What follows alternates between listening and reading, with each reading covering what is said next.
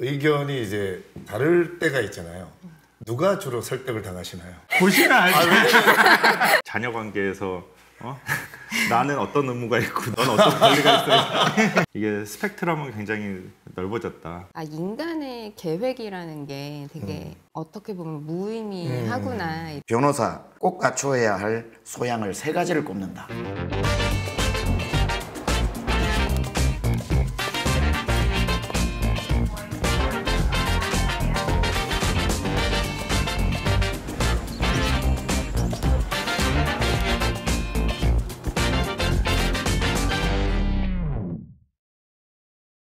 하나님께서 우리 인간을 만드시고 모세를 통해서 토라, 모세오경이라고 하죠. 율법을 주시고 또 그 법 아래에서 우리가 은혜와 자유를 누리게 하셨습니다.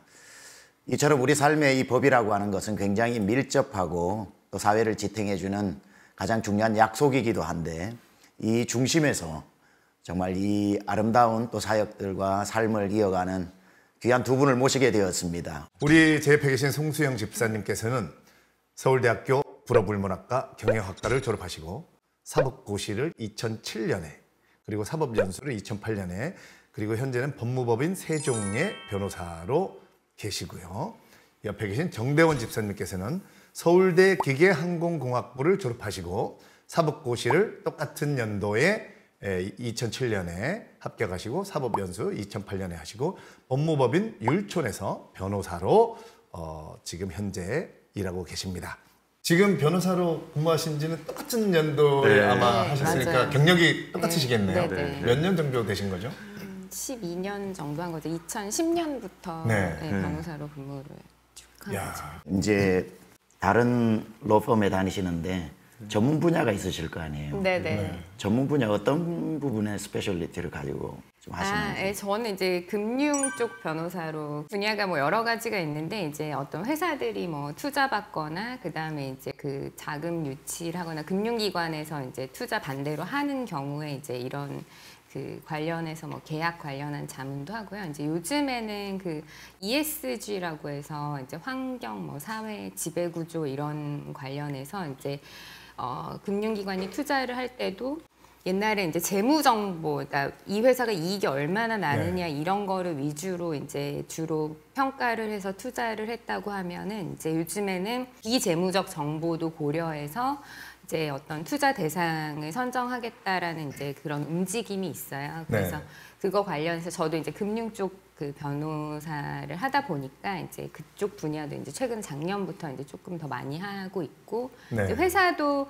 이제 투자를 좀 받으려고 하면은 그런 분야에 아무래도 좀 신경을 써서 우리 회사가 뭐 재무적으로 이익이 많이 나는 것만 신경 쓰는 게 아니라 그런 다른 가치들도 좀 중요시해야겠다 이런 거를 신경 써서 이제 하다 보니까 이제 그런 회사들에 대해서도 좀 자문하고 이제 이런 업무를 하고 있습니다. 야, 그러면 진짜로 남들보다 훨씬 더 깊숙한 곳을 들여다보셔야 되고 그러다 보면 이 어떤 기업의 전망에 대해서 다른 분들보다 훨씬 잘 아실 것 같아요. 그러면 그러니까 그런 생각을 많이 하면서 보기는 해요. 왜냐하면 이제 이 회사가 이런 부분도 신경을 쓰고 있구나. 그 다음에 아무래도 이제 회사의 그런 내용들을 보다 보면 이런 부분도 신경을 쓰고 있으니 향후 좀 좋아질 수 있겠다 이런 생각을 하죠. 아무래도.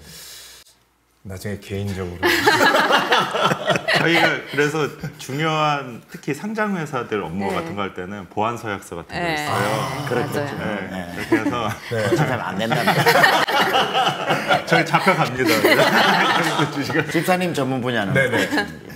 저는 그 전문 분야가 인사노무 분야를 전문으로 하고 있고요. 이제 보통 그 기업을 대리해서 뭐 인사노무 정책을 어떻게 할지, 그다음에 예를 들면은 뭐 약간 징계 대상자가 있으면 징계를 어떻게 해야 되는지, 정리해고 어떻게 해야 되는지 뭐 이런 거 자문도 하고요. M&A 할 때 뭐 대규모 이제 인원이 뭐 이동을 해야 되는데 그때 생기는 법률 문제들 이런 거 자문도 하고 뭐 그렇게 하고 있고요. 그다음에 뭐 최근에는 이제 그 노동 문제가 여러 이슈들이 많아요. 특히 네. 이제 그 비정규직들 차별 문제나 네. 뭐 정규직 전환 문제나 그다음에 뭐 플랫폼 노동자들 해서 그 사람들 어떻게 보호해야 될 것인가 이런 게 법이 정확하게 정치하게 안 돼 있는 영역들이 또 많다 보니까 네. 그 부분을 법적으로 어떻게 해결해야 될지 이런 부분들을 하고 있고요.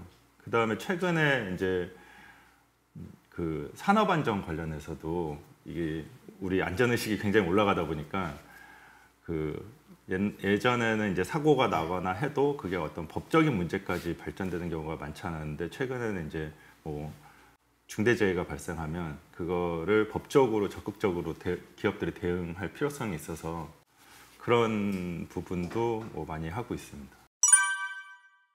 변호사님으로서 이렇게 영향력이 있는 포지션에서 또 어디를 가도 우리 지금 사람들이 두 분의 직업을 보면은 룩업 이렇게 참 공부 열심히 하고 좋은 일을 하신다.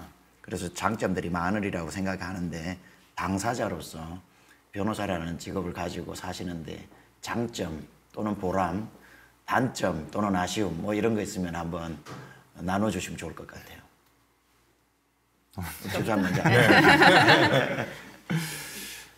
최근에는 사실 이제 뭐 변호사라고 해가지고 룩업 뭐 이런 건 아닌 것 같고요. 네, 저희 굉장히 고객 존중 마인드로 아유 고객님 오셨으니까 이러지 저희 그렇지는 않은 것 같고 그다음에 변호사로서 장점은 저 개인적으로는 이 여러 가지 다양한 경험들을 하면서 그 경험들이 나의 실력이 되는 네.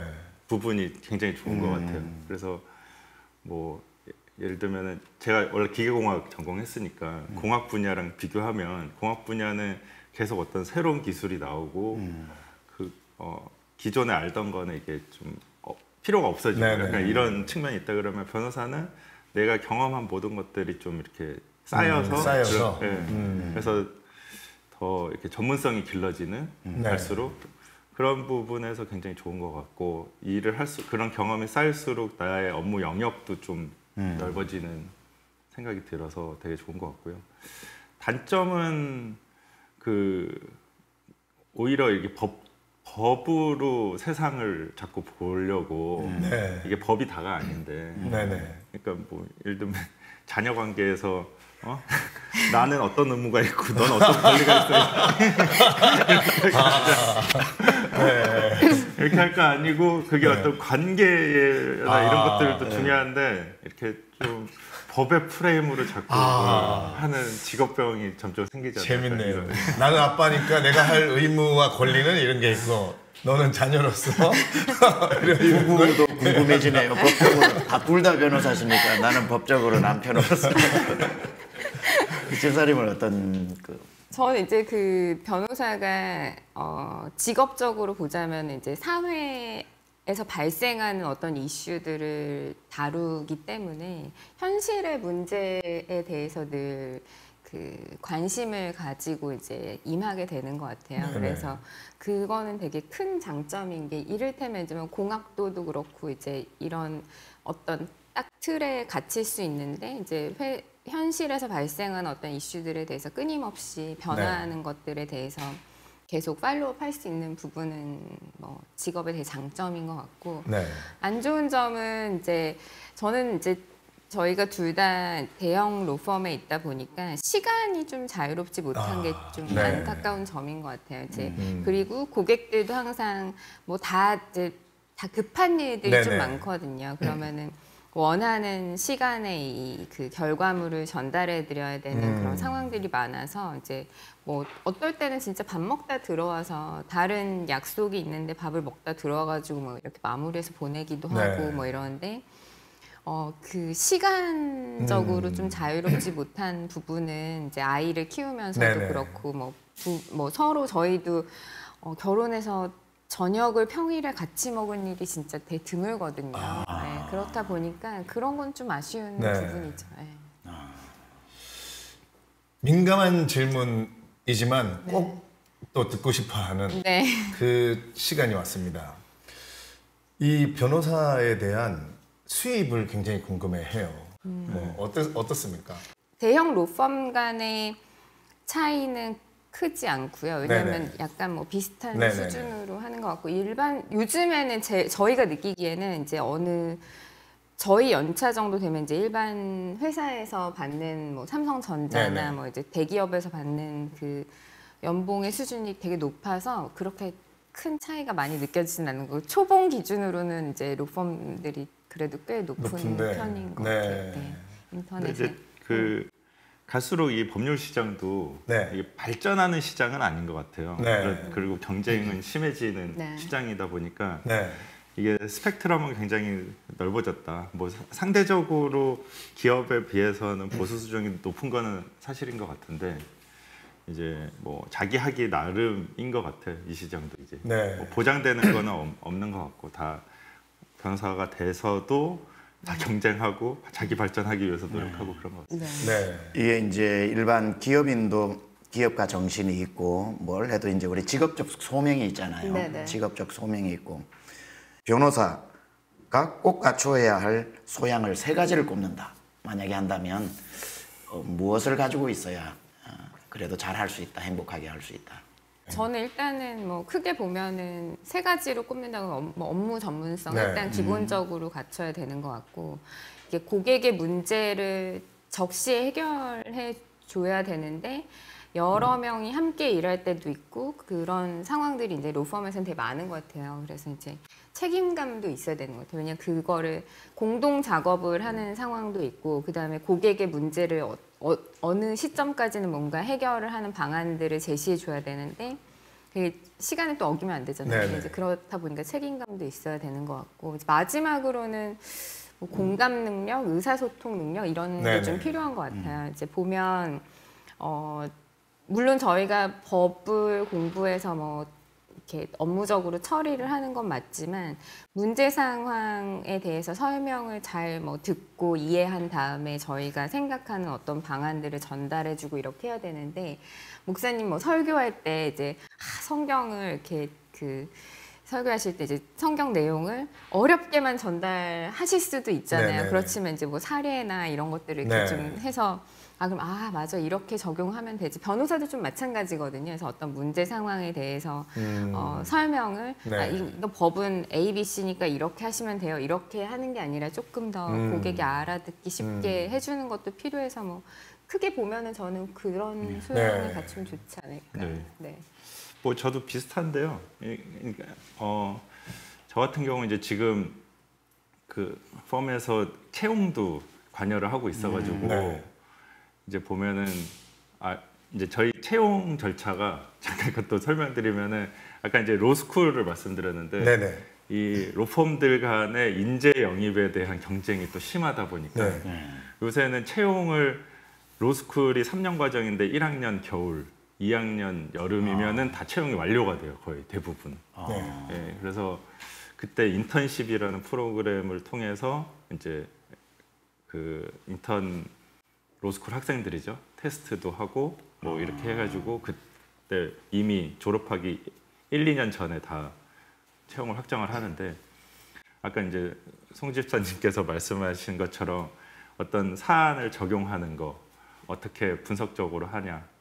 제 생각에 그 대학교 때 제가 신앙생활 열심히 할 때는 큐티 생활도 좀 했었는데 그때 말씀을 내 삶에 어떻게 적용하냐 이런 훈련들도 굉장히 도움이 될 수 있다 이런 말씀드리고 그 다음에 보는 거는 어떤 이제 적극적인 태도와 이렇게 사람 봤을 때 건강한 에너지 이런 거를 좀 보게 되는 것 같습니다. 이렇게 사람이 좀 소심하게 있거나 이렇게 수동적인 태도보다는 아무래도 변호사 같은 경우 특히 변호사는 뭔가 이렇게 적극적으로 남을 좀 설득해야 되고 네.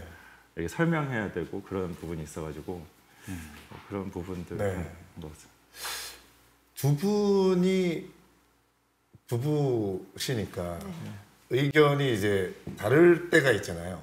누가 주로 설득을 당하시나요? 뭐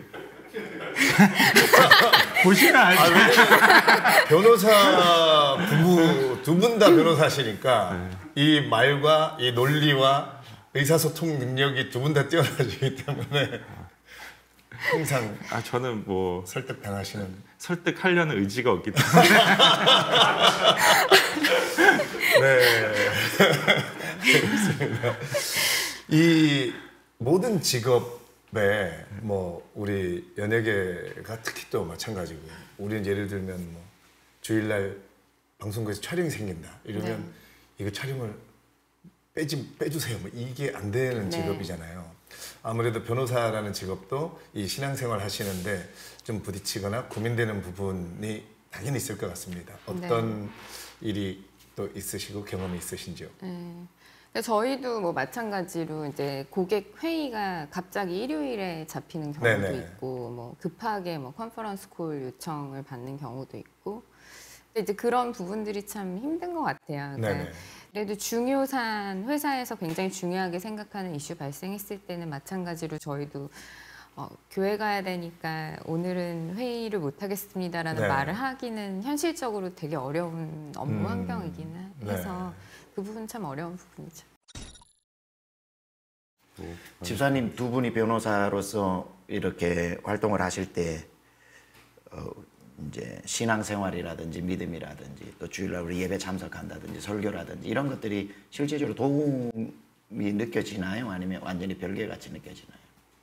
굉장히 도움이 많이 되죠. 저희 어떤 부분에? 진짜 하나님께서 주시는 은혜 때문에 제가 살고 있다 이런 어떤 주일날이라도 그 주시는 말씀들 은혜들을 가지고 내가 그냥 하루하루 좀 버티면서 사는 것 같습니다.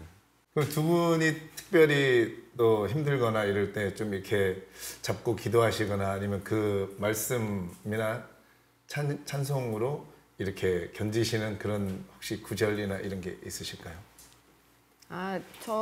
제가 찬송은 저 그 하나님 은혜 그 네. 찬송 좋아하고요. 네. 근데 제가 이제 아까 항상 이제 약간 어려울 때 교회를 되게 네, 열심히 그렇죠. 했다고 네. 했는데 뭐 사법고시는 이제 시험이었으니까 그렇고 저희 이제 둘째 같은 경우 제가 일하다가 이제 한번 20주 때 이렇게 조산을 할 뻔했었어요. 네. 그러니까 유산이 될 뻔했고 그리고 실제로 이제 31주에 나와서 네. 인큐베이터에 한 달을 있었거든요. 근데 그때도 이제 제가 일을 둘째였으니까 첫째 네네. 한번 나와봤으니 뭐 이 정도 일하면서 뭐 그 다니는 건 괜찮아 이러면서 이제 막 또 일을 엄청 하면서 이제 다니다가 심지어 이렇게 막 출산을 이때 하면은 가장 업무적으로 타격이 적다라는 막 이런 계획까지 세우면서 네. 막 일을 하고 있었어요. 근데 이제 20주 때도 그랬지만 애가 이제 31주에 갑자기 이제 나오게 돼서 그럼 딱 그때 든 생각이 인간의 계획이라는 게 되게 어떻게 보면 무의미하구나 이런 생각을 되게 많이 했었는데 그때도 그 하나님 은혜 그러니까 우리 애가 이제 31주에 나왔지만 인큐베이터에서 무사히 잘 자라는 네. 것도 너무 다행이다. 이게 다 되게 감사할 일이다. 네. 그리고 그때 일을 계기로 업무적으로도 어떻게 보면은 막 너무 그 극단으로 이제 가고 있었다고 하면 한 번쯤 중심을 네, 다시 네. 이제 회복한 내가 아이들 애와 이런 것들도 좀 신경을 많이 써야겠구나 한 번쯤 이제 되돌아보는 시간이 됐거든요. 네. 그래서 전체적으로 보면은 이제 그런 위기의 순간 때마다 이제 다 이런 상황을 통해서 하나님이 나에게 은혜를 베풀어 주시는구나 이런 생각을 되게 많이 했어요. 네. 그래서 또 그 최근에 저희 아버님이 이제 암투병 하시다 이제 올해 3월에 이제 돌아가셨는데 네.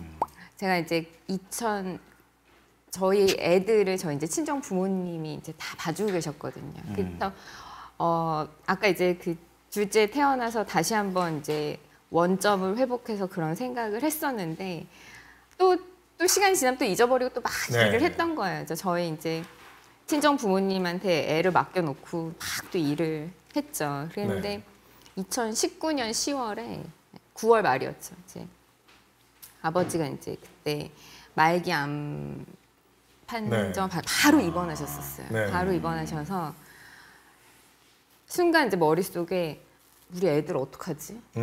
둘 다 이제 그렇죠. 그런 생각. 근데 어. 아빠 건강도 걱정되는데 그럼 애는 어떻게 해야 되나 막 이런 네네. 생각과 그럼 내 일은 어떡하지? 막 이렇게 해서 이제 아버지가 그때 딱 병원에서 저한테 그랬어요. 한 4개월 정도 보통 저한테 이렇게 얘기해요.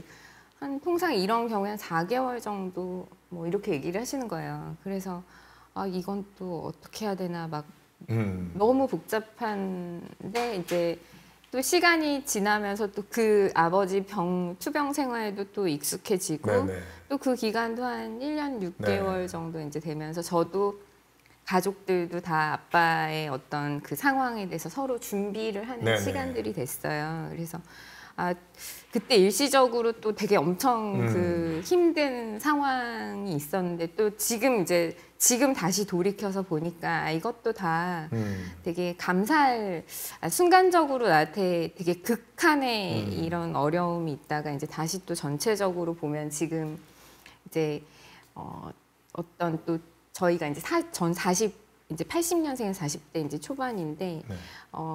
중년이라면 뭐 이렇게 그 시기를 어떻게 생각할 때 인생에 있어서 또 한 번쯤 다시 한번 생각해보는 네. 어떤 시간을 주신 것에 대한 뭐 이제 감사가 있죠. 그래서 이제 근데 그때마다 제가 가장 좋아했던 그 찬송은 하나님 은혜였던 것 같아요. 네. 하나님. 이제 어떤 위치에 있어도 가정에 가면 엄마고 아빠고 또 아들이고 딸이고 또 교회 가면 성도이고 이제 어떤 일 때문에 교회 일을 아까 우리 집사님도 짧게 열심히 한 적이 몇 번 있었다고 그러는데 누구에게나 평범한 생활 가운데 또 하나님 깊이 만나는 시간 또 뜨겁게 붙잡아야 할 시간들 아무리 우리가 최고의 자리에 서 있어도 하나님이 필요하고 최고라고 하는 남들이 붙여준 그 위치가 나에게 있어서는 가장 어떤 주님을 붙잡아야 하는 불안한 순간일 수도 있고 그러한 상황이라서 대통령이 되고 기업의 CEO가 되고 해도 다 속에 있는 기도 제목은 다 있는 것 같아요.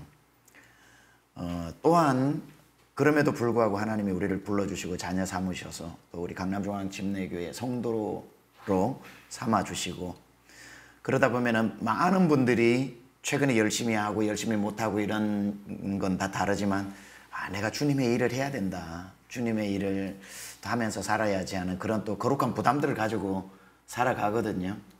그런 차원에 있어서 그 에스더가 그 페르시아의 왕비가 되었을 때에 그 모르드게 삼촌이 얘기하거든요. 네가 이때를 위함인지 누가 하느냐 이렇게 하면 그 직업적 소명을 일깨워 줬는데 혹시 이제 두 분의 혹시 전문 분야가 교회가 필요로 해서 자문을 이렇게 하고 할 때 재능 기부적으로 주님을 위해서 섬길 기꺼이 의향이 있으신지 이 질문을 위해 기회를 드리겠습니다. 네, 뭐 당연히 있고요. 그리고 저희가 코로나 전까지 법조선교회라는 게 있어서 법조선교회. 네네. 그래서 법조선교회라는 거는 저희 강남중앙침례교회에 이제 법조인 분들이 꽤 그래도 여러분이 계세요. 네. 그래서 그분들 모여서 저희가 뭐 어떤 방식으로 그래도 교회에서 섬길 수 있을까 고민하는 그런 모임이고요. 뭐 아직 뭐 그렇게 큰 일은 하지 못하지만 그 전까지 해왔던 거는 이제 매주 돌아가면서 그러니까 점심시간 이후에 1시부터 3시까지 이렇게 누구든 찾아오시면은 무료 법률 상담을 해드리는 그런 시간들을 가졌었습니다. 너무 좋습니다. 전혀 몰랐네요, 저는. 제가 지금 부탁드린 게 이미 하시고 계시는 일이었네요. 네. 예, 맞습니다. 어떤 분은 교회에서 또 다른 일들을 많이 또는 또 보이는 위치에서 하시는 분들도 있지만 두 분처럼 사회의 영향력을 가지고 또 바쁜 일상들에서 큰 일들을 또 해야 되는 상황에서 또 주일날 시간을 내어서 법률 상담을 해주시는 굉장히 큰 일이라고 생각을 하고요. 충분히 보람을 느끼셔도 되고 겸손하셔서 주님의 일 잘 못한다고 그냥 표현을 하셨지만 그게 다 주님의 일이고 또 주신 은사를 하나님의 또 주의 몸된 교회를 위해 쓰시는 거니까 잘하고 계십니다. 앞으로도 어떤 분들은 변호사를 안다는 것만 해도 큰 자랑이 되고 든든하게 그 분야가 어떤 분야든지 그분에게 도움을 받든지 안 받든지를 떠나서 내가 급할 때 그래도 찾아가서 상담이라도 할 수 있는 분이 있다. 이것만 해도 우리 성도님들에게 끼치는 굉장히 큰 유익이 있다고 생각합니다. 앞으로도 우리 교회에 멋지게 주신 은사 어떻게 됐든지 간에 같이 저는 목사로서의 역할이 있고 우리 또 고집사님은 집사님들의 우리 성도의 역할이 있으시고 이것도 오늘 오셔서 전부 재능 기부해 주시는 거잖아요. 앞으로도 그렇게 주님 주신 은사 잘 활용해 주시기 바랍니다. 우리 고집사님 오늘 소감 한번 말씀해 주세요. 저는 실제로 진짜 궁금했었거든요. 그리고 제가 사실 저 고등학교 다니고 대학 다니고 할 때도 우리 가족 중에 합격은 못했습니다만은 이 고시 공부하는 형님들이 계셨어요. 네. 그래서 항상 집에 다시 태어난다 해도 이 길을이란 책이 있었어요. 그 고시 패스하시면 매년 그 책이 나오잖아요. 제가 그 책을 읽으면서 엄청 도전도 많이 받고 그거를 읽으면 막 힘이 나고 그랬거든요. 근데 오늘 두 분 얘기를 듣고 나니까 또 그런 어떤 에너지를 받게 되고 좋은 영향력을 받게 돼서 아주 행복한 시간이었습니다. 오늘 두 분 모시게 돼서 영광이고요. 많은 우리 청년들과 또 시청하시는 분들이 큰 도움이 됐으리라 생각을 하고요. 또 그만큼 영향력을 가지고 책임을 맡았으면 기도 제목이 많으니까 저희가 또 두 분 사회에서 빛과 소금으로 잘 또 아름다운 맛을 내고 아름다운 빛을 내도록 또 기도하고 또 자녀들 키우시느라 힘드실 텐데 자녀들 위해서도 저희 기도하겠습니다. 감사합니다. 바쁘신데 오늘 나와주셔서 감사합니다. 네, 감사합니다. 감사합니다. 네. 오늘 우리 귀한 두 분을 모시고 하나님께서 주신 또 삶에서의 스토리 이야기를 함께 나누어 보았습니다. 저마다의 위치에서 다 하는 일들이 다르지만 그 일 속에 역사하시는 분은 역시 하나님 한 분이시고 우리의 모든 이야기의 주인공은 하나님의 드라마의 각본이었고 끝끝내 하나님께서 또 우리를 통해서 영광 받으시고 또 그 가정 속에서 하나님의 살아계심을 보여주는데 두 분의 삶이 정말 살아오면서 또 주님을 만나고 또 사회에서 또 우리 일반 사람들이 잘 경험하지 못하는 내용들을 나누어 줌으로 꿈을 키우고 또 어떤 우리 시청자분 중에는 없던 소명감이 생기기도 했으리라 생각합니다. 오늘도 여러분의 삶에 여전히 늘 말씀드리지만 무슨 일을 만나 어떤 일을 해도 그 이야기 한가운데는 하나님이 계시기 때문에 하나님을 신뢰하고 하나님의 이야기의 멋진 주인공이 되시고 주님 오실 때까지 최고의 주연상 대상을 받을 수 있는 하나님 스토리의 주인공 되시기를 주님의 이름으로 축복합니다. 스토리 월십 최고수다 다음 주에 다시 여러분 찾아뵙겠습니다. 주님 안에서 평안하십시오.